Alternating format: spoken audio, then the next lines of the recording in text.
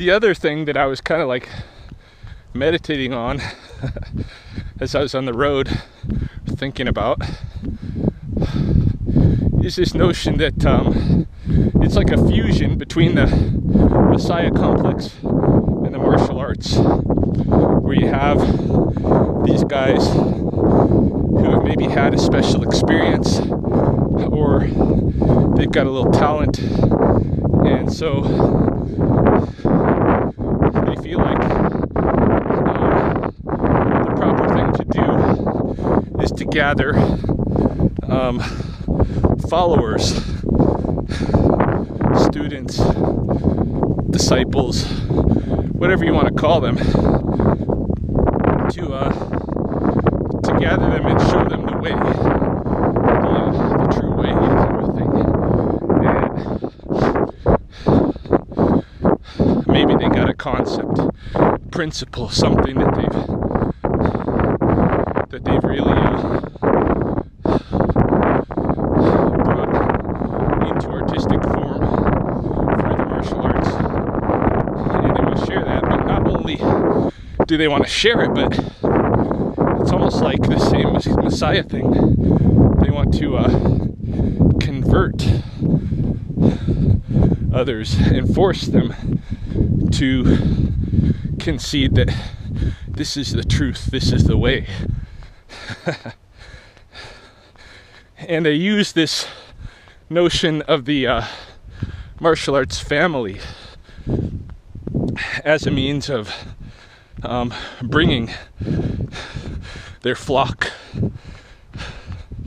together. Now, I don't know about the origins of these martial arts families.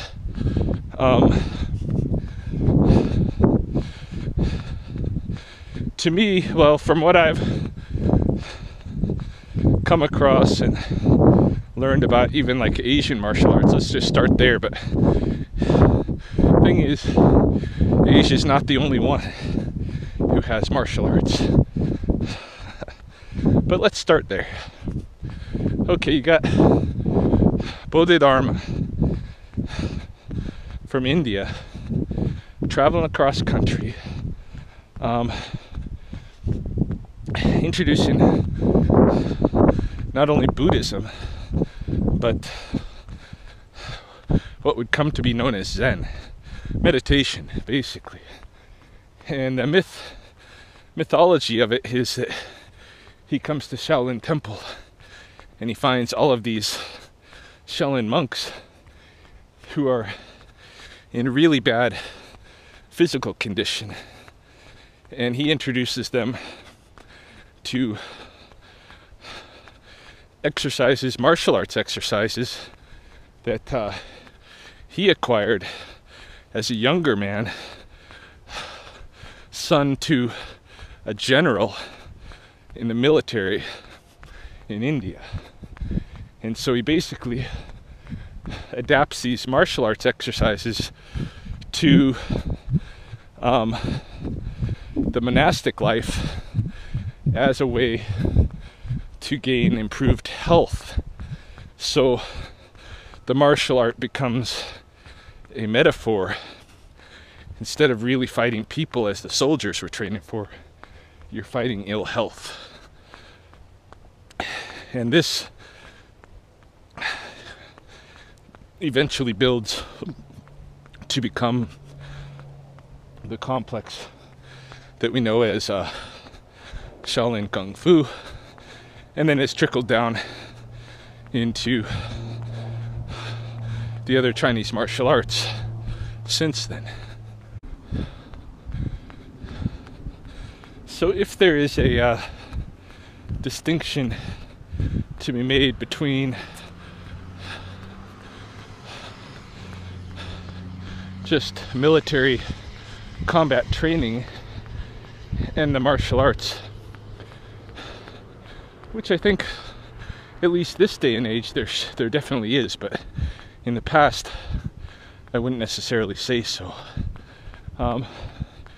If there is a distinction, to be made, it may be between the one form being utilized by armies to combat and kill, and the other form being used in the monasteries to help improve the health and vitality of people who are on a spiritual path. Now, there were definitely times of crossover where the monks of Shaolin had to defend the temple against the military folks. But in general, this is the difference. The martial art being more of a metaphor, and then the combat training being for war. But nowhere in there do you have this idea of the martial arts family. Now, where does that come about?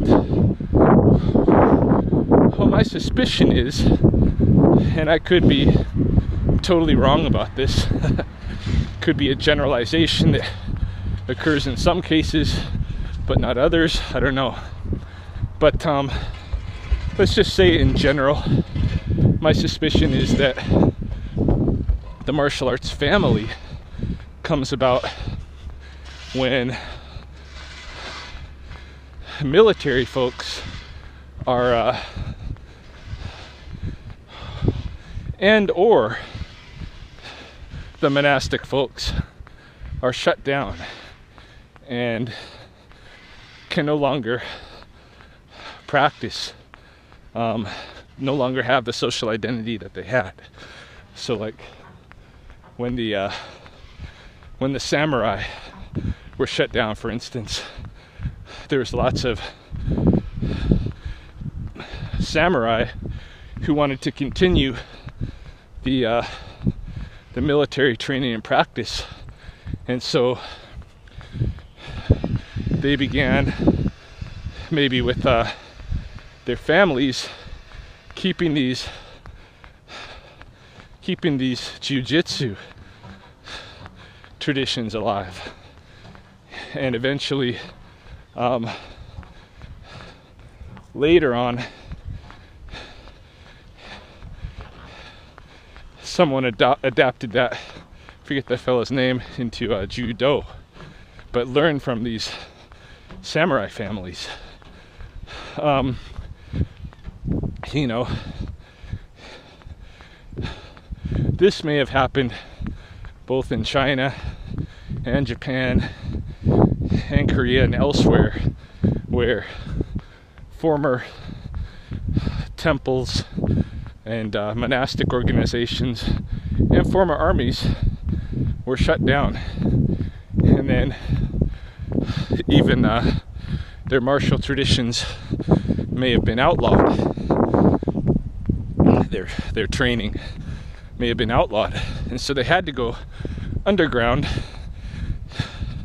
to continue, and so you end up doing it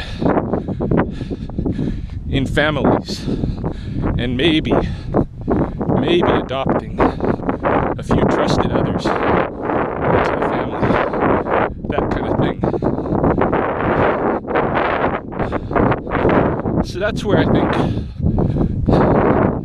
that idea kind of comes from, and you see it other places too. Like I said, martial arts is not just an Asian thing, unless you want to make that distinction between the monastic and the military. But certainly the martial arts that we've inherited from Asia today are a blend of both.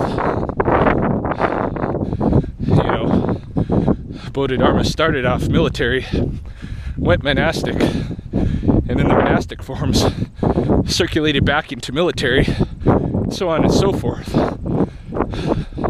So I don't see much reason to hold on to that distinction, except perhaps in today's world where military training does not really involve much hand-to-hand combat training or unarmed training.